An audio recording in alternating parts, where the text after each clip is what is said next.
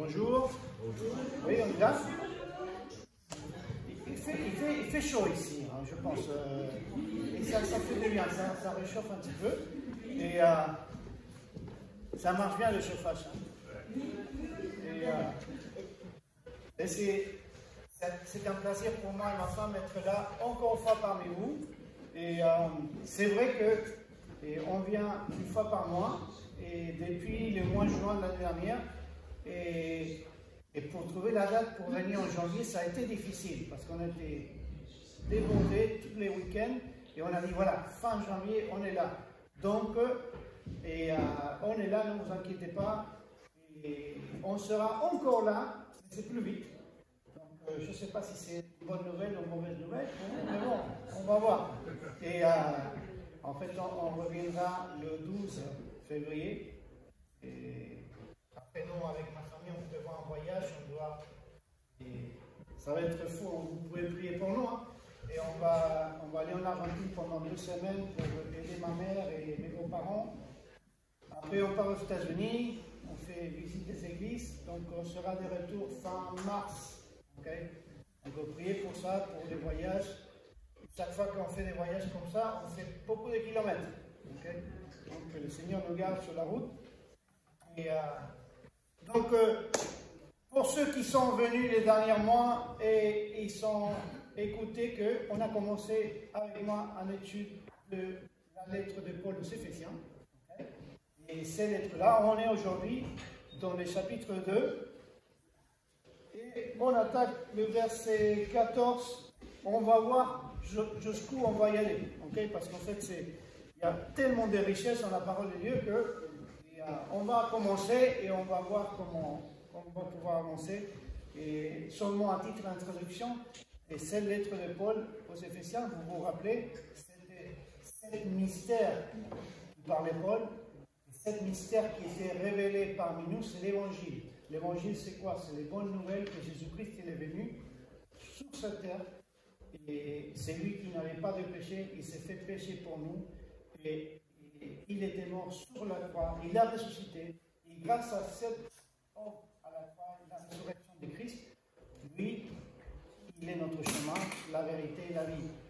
Et grâce à Jésus-Christ, on peut avoir le chemin ouvert pour aller vers Dieu. Parce qu'on avait le péché qui nous empêchait. Okay? Et Jésus-Christ, il est venu. Et pour ceux qui sont reçus Jésus-Christ comme leur sauveur personnel, lui, il a ouvert le chemin. Ce n'est pas nous, ce n'est pas l'Église, c'est Jésus-Christ. Parce qu'il a dit, je suis le seul chemin, la vérité et la vie. Personne ne vient au Père que pour moi. Okay? Donc ça, c'était ce mystère que Paul disait. Hein, et ces bons mystères, on le voit beaucoup dans cet épître-là. Pourquoi c'est un mystère? Parce qu'en fait, c'est les prophètes dans l'Ancien Testament qui parlaient de ces mystères, mais ils ne comprenaient pas. Parce que ces mystères, c'est ce chemin que Dieu il a ouvert par Jésus-Christ. Et je ne sais pas si vous vous rappelez, Dieu il a commencé à traiter avec l'homme au niveau personnel, et il continue toujours au niveau personnel, Adam et Ève, après une famille, Noé, après ça a commencé Abraham, et avec Abraham une nation, la nation d'Israël, et au moment ici que Jésus-Christ il est venu, il a ouvert le chemin aussi pour tout le monde. Et ce mystère, c'était l'Église. L'Église, c'est nous, en fait, c'est ceux qui sont, c'est pas nous, ici, l'Église est dit non, hein, c'est l'Église, c'est les personnes qui sont reçues Jésus-Christ comme leur sauveur personnel. Et Jésus-Christ, c'est le fondament de cette Église. On va le voir plus tard, ok? Donc voilà, on est là, Éphésiens, et Paul, il nous dit, ok, les premiers 3 chapitres, il nous montre notre position. Et notre position, c'est en Christ. Notre base, c'est en Christ. Sans Christ, on peut faire des bonnes choses, on peut être peut-être un bon religieux, mais ça ne suffit pas. Et c'est grâce à Christ que tout ça va commencer. C'est le fondament. Et ça, c'est ça qui va parler davantage aujourd'hui. Okay? Donc, on nous a présenté ce que lui, il a fait, et tout ce qu'on a, c'est en lui, on est béni. Aussi en lui, on a vu les premiers versets, chapitre 2, qu'on était séparés sans lui. On était morts, séparés de Dieu. Et lui, grâce à sa miséricorde et sa grâce, et il a ouvert un chemin pour nous. Donc aujourd'hui, on arrive à verset 14. Et je vais lire un verset, c'est chapitre 2, verset 14, ça dit « Car c'est lui qui est notre paix, lui qui a fait que les deux sont un, en détruisant le mur de séparation, l'hostilité, il a dans sa chair. » Donc, car c'est lui notre paix, lui qui a fait que les deux sont un, en détruisant le mur de séparation. C'est quoi les deux sont un? On va parler de ça, ok? Mais moi, ça m'intéresse l'idée du mur. Et ici, dans une ville médiévale comme Dinan, on parle des remparts. Okay? Et il y a déjà une semaine, j'étais ici avec deux couples américains. Et on était à Saint-Malo, on était un petit peu à Dinan. Et on voulait rentrer dans les villes de Dinan, mais on ne pouvait pas parce qu'il y avait la grève, donc toute la police était fermée. Mais on a visité les remparts de Saint-Malo. Et ce qui ça a impressionné pour mes amis américains, c'est les remparts, les murs. Et quand on parle de murs, on parle d'une forteresse. On parle d'un endroit où on veut se sentir en sécurité. Pour moi, vous voyez, quand j'ai grandi pas ici à Dinan. Même si on a habité 21 ans avec ma femme et mes enfants, et j'ai grandi en Argentine, où là, il n'y avait pas trop de murs. Okay? Et quand on avait des murs, bah, nous, on jouait avec le ballon et on tapait contre le mur. Okay? Et des fois, qu'est-ce que c'était galère? Quand le ballon il passait de l'autre côté. Donc, parce qu'il fallait demander le ballon à notre voisin. Et des fois, c'était pas simple. Hein, parce que les voisins, ils ont mis le mur pour ne pas être dérangés, n'est-ce pas? Et des fois, on met un mur, pourquoi? Parce qu'on veut, oui, être en sécurité, oui. Des fois, on ne veut pas être dérangé, oui. Et aussi, c'est le côté privé. Okay? On ne veut pas qu'on nous envahisse avec... on veut avoir notre propre vie. Okay? Et je peux confesser, hein, on va dire, moi j'étais petit. Hein. Et de temps en temps, on essayait de grimper. Bah, pour moi, j'étais petit, donc le mur c'était énorme. Okay? Peut-être c'était 1 m 80, 1 m 50, mais pour moi c'était énorme. Okay? Donc c'était intéressant d'essayer de grimper le mur et regarder qu'est-ce qu'il y a de l'autre côté. Et, donc, mais toujours le mur, ça nous parle d'une séparation, d'une division. Aujourd'hui, on ne fait pas trop de murs quand on a un lotissement, on met une clôture, mais il y en a, hein, de temps en temps, on commence à voir davantage. Hein. On est venu de Dinard ce matin avec Thierry, et pour en route, et ça fait longtemps, des années que je ne prenais pas, et on voyait des maisons, des lotissements, et ça m'étonnait, je voyais des murs. Et je dis, waouh! Et ici, le Seigneur il dit, car c'est lui qui est notre paix, lui qui a fait que les deux soient un, en détruisant le mur de séparation. Donc aujourd'hui, notre sujet pour ce matin, c'est il faut détruire pour construire. Ou il faut démolir pour construire. J'ai dit, ok, peut-être détruire pour construire, hein, c'est pas simple à comprendre, mais démolir, oui, je comprends un petit peu plus. Parce que quand on fait une démolition, c'est parce qu'on veut raser et recommencer à nouveau, n'est-ce pas? Et on voit que la seule chose qui reste et que ça vaut la peine de garder, c'est quoi? La fondation.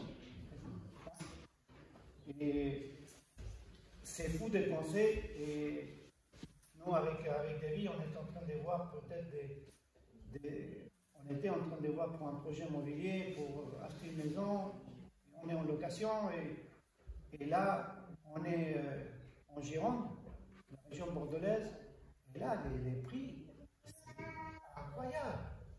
Et tu vois les maisons, tu dis, wow, il n'est pas terrible la maison, hein. Mais ce que ça vaut davantage, c'est le terrain, plus que la maison. Donc il y a beaucoup de personnes, et des investisseurs qui vont rincer le bâtiment pour faire quelque chose à nouveau. Et ici, c'est quoi la situation? Je ne sais pas si vous vous rappelez, je vous ai dit, Dieu, il a toujours eu la volonté d'avoir une relation personnelle avec nous. Il a commencé avec Adam et Ève, je ne sais pas si vous vous rappelez. On a passé à Noé, on a passé à Abraham, il a commencé avec une nation, c'est le peuple d'Israël. Et le peuple de Dieu, il a été dominé pour plusieurs années, pour différents peuples. Okay? On parlait des Mèdes, des Perses, on parlait des Babyloniens, on parlait des Grecs, et ici, c'est les Romains. Okay? Donc, quand ici, on voit les premiers versets et on lit le verset 11, c'est pourquoi vous, autrefois païens, pour d'autres traductions, ça dit non-juifs, dans la chair, appelés incirconcis, pour ceux qui ont appelé circoncis, voilà, qu'est-ce que ça veut dire? Et dans le peuple d'Israël, on demandait aux enfants et aux garçons de la circoncision. C'est un signal. Et là, tu étais juif ou tu étais non-juif. Okay? Tu étais juif ou tu étais un païen. Et ce que Paul est en train de nous dire ici, c'est que le Seigneur Jésus-Christ, il est venu pour détruire, démolir ces murs de séparation entre juifs et non-juifs. Okay? Ici, les Éphésiens, Éphèse, ce n'était pas un peuple des juifs, okay? C'était des non-juifs. Et là, Paul il est en train de dire, vous, que vous n'étiez pas partie du peuple de Dieu, grâce à Jésus-Christ, vous êtes aujourd'hui. Et je reviens à la question des murs. Okay? Dernièrement, j'ai regardé à la télé des films, on sait pas, des documentaires qui parlent des murs qui séparent Israël de la Palestine. Et normalement, le but de ces murs-là, c'est d'avoir de la paix. Okay? C'est intéressant, non? On construit quelque chose pour avoir la paix, mais ça crée plus de divisions qu'autre chose. Et il y a des murs aussi dans l'histoire qui sont marqués beaucoup de personnes et des vies, et à jamais. Comment? On parle aussi des murs de Berlin, parce que vous vous rappelez, okay? Qui séparaient l'Allemagne orientale de l'Allemagne occidentale. Et les gens, ils ne pouvaient pas aller sans une permission, sortir de là. Et ceux qui étaient en dehors, ils ne pouvaient pas rentrer sans permission. Donc, c'était censé de garder un petit peu l'ordre. Et on va dire, entre guillemets, avoir des bonnes intentions de chaque côté, mais le résultat, c'était la division. Et quand la division est là, il n'y a pas la paix. Combien de fois, nous, on fait des murs? Okay? On dit voilà, parce qu'on veut se sentir en sécurité. On construit des murs, parce qu'en fait, là, moi je pense comme ça, et c'est comme ça que ça doit se faire. Et on construit des murs parce qu'en fait, il faut protéger notre famille, il faut protéger notre communauté, et des fois, on va au-delà de ce qu'on doit y aller. Et ici, le Seigneur, il dit, dans le verset 14, que c'est lui qui est notre paix, c'est qui Jésus-Christ. C'est lui qui a fait les deux, soit un. Et c'était pas simple. Et c'est pas simple aujourd'hui, hein, pour quelqu'un qui est juif, qui a quand même une relation avec quelqu'un qui est non juif. Okay? Mais c'est une division. Et c'est quelque chose que le Seigneur Jésus il est venu pour détruire, pour démolir. Et quand je pense à moi, aujourd'hui, combien d'arguments, combien de choses qui sont personnelles. Et je dis toujours, c'est mon agenda personnel. Et même si j'ai des bonnes intentions, cet agenda personnel va au-delà du bien des autres. Parce que nous, on est tellement convaincus que c'est comme ça, et c'est comme ça, et c'est comme ça, qu'on ne pense pas aux autres, on continue à penser qu'à nous-mêmes. Et là, c'est le danger. Et là, c'est le danger. Et ce qui c'est incroyable, ce qui c'est intéressant, c'est que le Seigneur, il est venu pour démolir, pour détruire ce qui fait une séparation, une division. Et on va voir quelques versets. Tu m'as dit, Miguel, ok, c'est pas simple. Et il faut qu'on garde une ligne. Et c'est vrai, il faut avoir des principes qui sont gérés par la parole de Dieu. Oui, oui. Il faut avoir aussi un ordre. Oui, bien sûr, il faut le garder. Mais il faut faire attention à quel est notre agenda quand on vient dans l'Église. Quel est notre agenda personnel, peut-être? Est-ce qu'on vient là pour louer le Seigneur? Est-ce qu'on vient là pour apprendre de sa parole? Est-ce qu'on vient là parce qu'on est tellement convaincus de ce que nous on croit qu'on doit voir que les autres ils croient la même chose que moi? Donc là, ça devient un petit peu trop long. Si ce n'est pas le Seigneur qui nous dirige, et comment est-ce qu'on sait ça? Si on ne trouve pas dans sa parole, et si on ne recherche pas le lien de l'autre, il y a quelque chose qui s'accroche. Et Paul dit, il va dire, vous pouvez continuer à tourner les pages en Philippiens chapitre 2, qu'il faut estimer à l'autre comme supérieur à nous-mêmes. Et là, quand on discute, est-ce que vraiment c'est ça? Où on est en train de mettre un mur de séparation qui divise? Et là, le Seigneur, à travers de Paul, il dit, voilà, la division qu'il y avait avant n'existe pas. Okay? Il n'y a pas de division entre quelle union d'église et quelle autre union d'église. C'est Jésus-Christ. Ça doit être le fondament.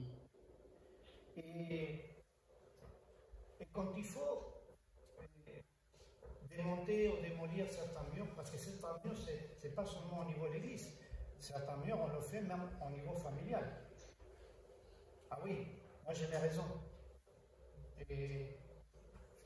Ou avec les amis. Et il y a certaines personnes, il m'a fait ça, ça et ça. Et c'est pas simple de pardonner. Bon, oui, il faut que je pardonne, et on construit un mur. Mais lui, il est là, et moi, je suis là. Et là, on ne passe pas ces liens-là. Et c'est aussi très dangereux de faire ça. Mais tu pourrais me dire, Miguel, je ne sais pas les choses qu'ils m'ont fait. Tu ne sais pas les choses qui ont dit de moi. Et peut-être tu as raison de la gravité des choses. Mais ça n'enlève pas que le Seigneur, il est là pour ouvrir un chemin. Là, même c'est difficile d'ouvrir ce chemin. Tant que le Seigneur soit la personne qui ouvre ce chemin. Et pas moi-même et pas les autres. Mais lui, il veut casser ça. Et je connais des parents qui ne parlent même pas avec ses enfants. Et croyez-moi bien, et c'est pas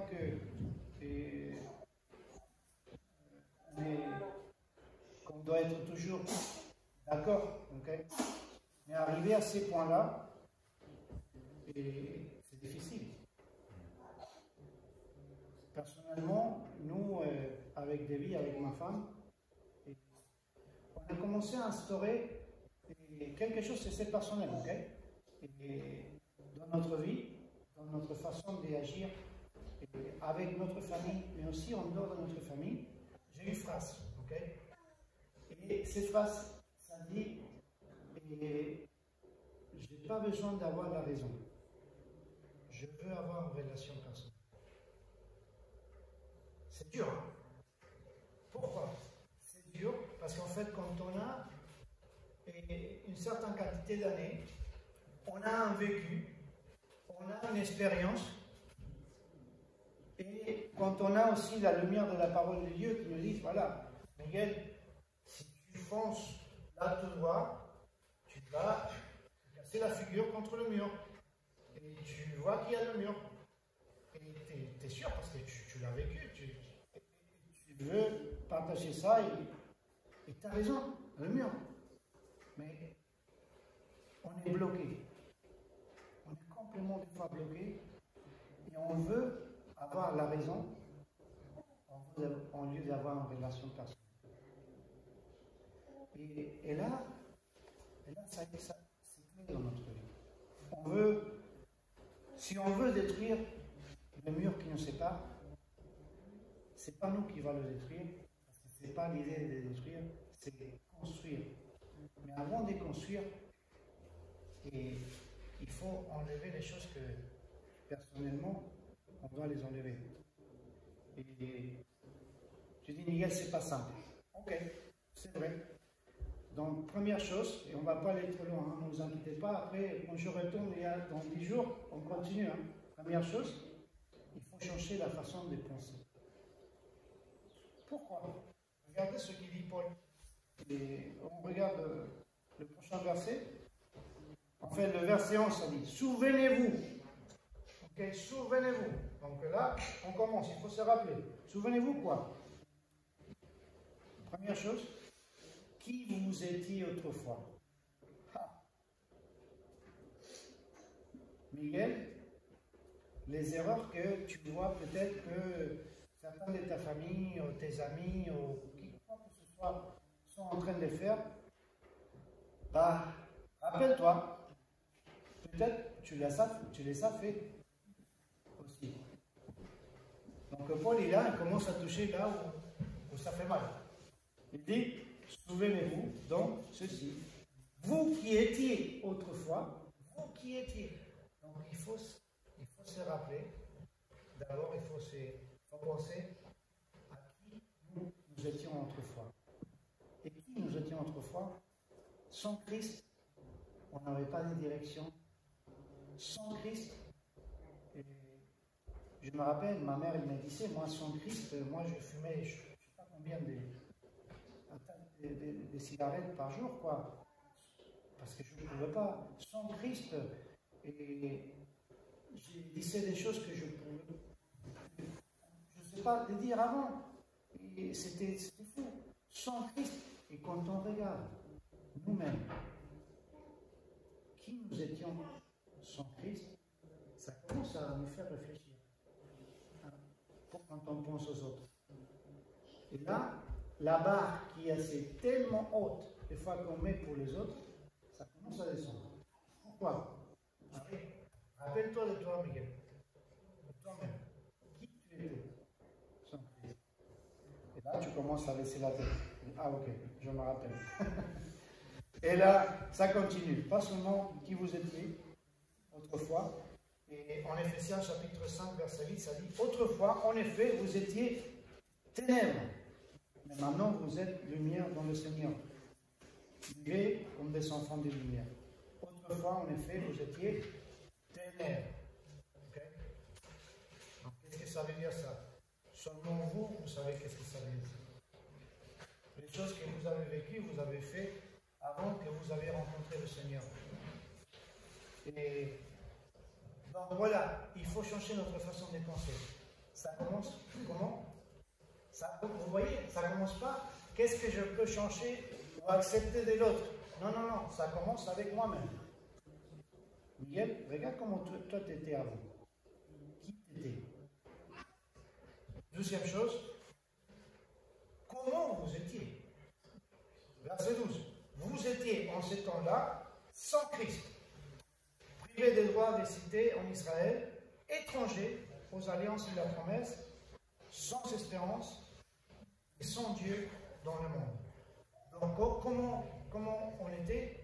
On était sans Christ, privés des droits. Qu'est-ce que ça veut dire privé des droits? Enfin, avant, pour faire partie de la famille de Dieu, il fallait devenir juif. Là, vous étiez comme ça, vous étiez privés. Vous étiez écartés. Vous étiez sans espérance. Donc, il faut détruire ce mur-là. Il faut démolir ces murs-là qui nous séparent. Et des fois, c'est des choses aussi que la façon de penser, ici, entre frères et sœurs, on ne pense pas de la même façon que les autres. Et on se concentre tellement dans nos différences, au lieu de se concentrer dans les choses qui nous unissent. Parce que c'est ça le but de ce passage-là avec Paul. Donc, qui j'étais? Waouh! Il faut que tu changes la façon de penser, Miguel. Comment tu étais? Waouh, sans Christ. Vous voyez, ça commence, quand je regarde ça de moi-même, ça commence à changer la façon que je vais regarder plus tard les autres. Avec ces personnes-là, que nous, on doit vraiment essayer de avoir une relation. Pas vraiment lui montrer que j'ai la raison. Même si tu as la raison. Parce que c'est ça que Dieu il a fait avec nous. Vous voyez, lui, il savait qu'on était tort. Même l'homme, il a essayé d'arriver à Dieu pour les bons œuvres. Et là, Ephésiens chapitre 2, verset 8, on l'a vu l'autre fois, c'est pas par les œuvres. C'est rien que l'homme peut faire pour avoir relié avec Dieu, avoir ses relations rétablies avec Dieu. Donc, quand on se met dans la place de Dieu, comme lui, il nous voit des personnes qui commettent des erreurs, qui sont des péchés, qui sont à côté de la plaque, qui ont été comme ça. Et même à ça, il veut avoir une relation avec moi. Je dis, waouh, c'est lui, il l'a fait pour moi. Et oui, mais c'est trop difficile pour moi. Et vous avez raison, c'est difficile. Mais, vous vous rappelez le premier verset? C'est lui qui est notre Père. Lui qui a fait que les deux soient un. C'est qui? Jésus-Christ. Lui, il peut. Moi, non. Donc, il faut changer notre façon de penser. Donc, ça commence avec moi. Rappelle-toi, souviens-toi, Miguel, qui t'étais avant Jésus-Christ. Comment tu étais, Miguel, avant Jésus-Christ. Mais aussi, verset 13. Mais maintenant, en Jésus-Christ, vous qui étiez autrefois étiez loin, vous êtes devenus proches par le sang de Jésus-Christ. Donc, pas seulement, il faut penser qui on était, comment on était, mais aussi comment nous sommes, quand vous êtes grâce à Jésus-Christ. Vous voyez? Donc, vous voulez faire face à des problèmes, à des situations, des arguments, des murs qui s'élèvent dans nos familles, dans notre église. Ben voilà, il faut commencer à penser personnellement qui tu étais sans Christ. Les choses que tu faisais avant sans Christ. Mais merci Seigneur, parce que c'est grâce à lui. Maintenant, on était loin, et maintenant on est proche. Et façon de penser, et il faut changer cette façon. Et là, une fois qu'on commence à changer ces façons de penser, on a démoli. On a démoli tout argument, on a démoli tout, et penser que c'est pas, amène pas vers l'avant, pensée négative. Donc là, on a démoli. Qu'est-ce qu'il faut faire quand on démolit après la démolition? On peut commencer à construire, n'est-ce pas? Monsieur Miguel, reconstruire après tant d'années, et après tant de dégâts, comment est-ce qu'on le fait?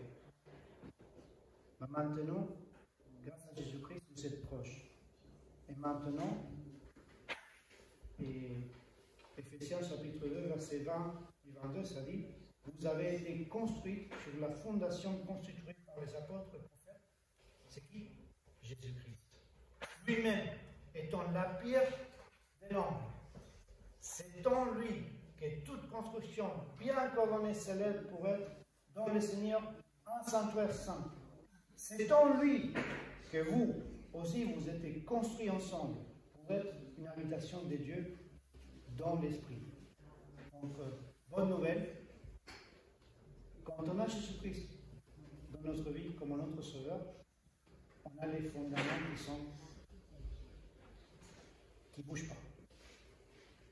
Donc, même si dans notre relation, donc ce mur-là qu'on a construit, et nous on l'a construit, l'autre il l'a construit, et on arrivait à penser, ok, on a pensé comme on devait penser, et on a tout détruit, tout démoli.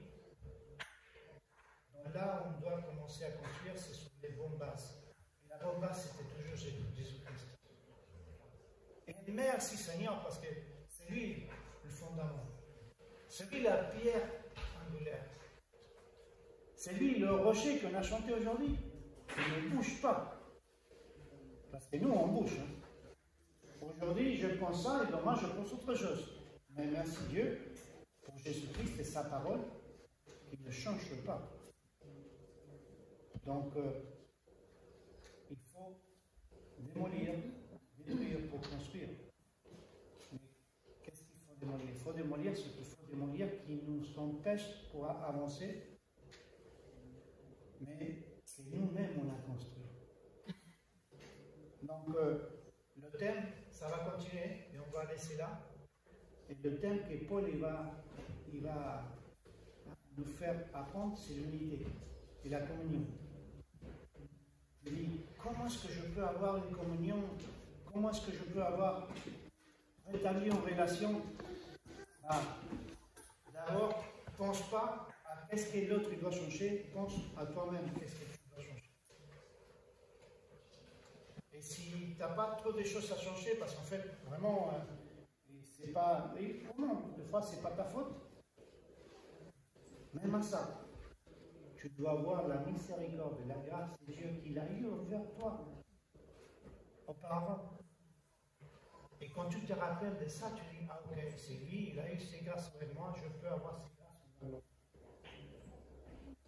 Donc, on n'a pas besoin d'avoir la raison. Mais on veut développer une bonne relation basée avec les fondements. Et c'est Jésus-Christ. Ok? Prions.